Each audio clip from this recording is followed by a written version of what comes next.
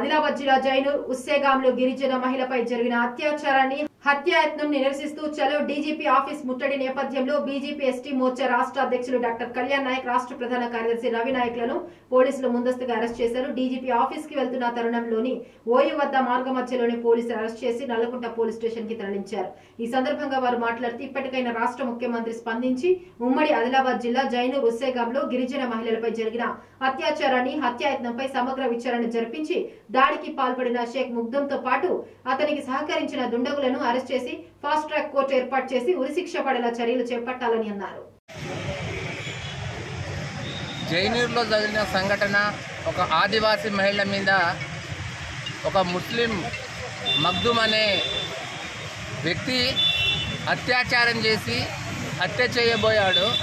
శాంతియుతంగా నిరసన చేయడానికి పోతుంటే వాళ్ళ భారతీయ జనతా పార్టీ కార్యకర్తలకు ప్రజాస్వామ్యంలో నిరసన చేసే హక్కు కూడా లేకుండా ఈ రాష్ట్ర ప్రభుత్వం చేస్తూ ఉన్నది. ఈ రాష్ట్ర ప్రభుత్వానికి రేవంత్ రెడ్డి గారికి, అదేవిధంగా గిరిజన ఎమ్మెల్యే, ములుగు ఎమ్మెల్యే, ఈ మంత్రి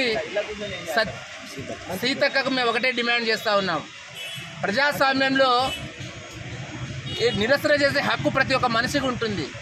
కానీ ఈ రాష్ట్ర ప్రభుత్వము గంట సేపటి నుంచి వాళ్ళ భారతీయ జనతా పార్టీ రాష్ట్ర కార్యాలయంలో మేము ఒక ప్రెస్ మీట్ నిర్వహిస్తామంటే కూడా పోలీసు వాళ్ళు మాకు ఇక్కడ నిర్బంధించి వాళ్ళ గంట సేపటి నుంచి మాకు పోకుండే వాళ్ళ ఇక్కడ నిలిపివ్వడం జరిగింది.